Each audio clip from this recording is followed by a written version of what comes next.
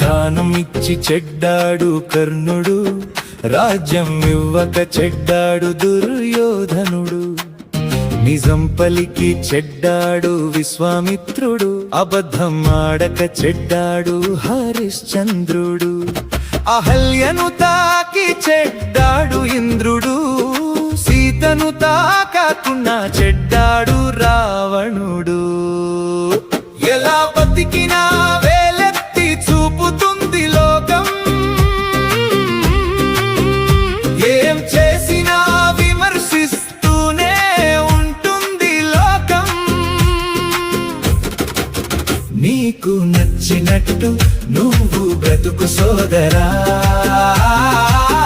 అందరూ మెచ్చేలా బ్రతకాలంటే కాదురా.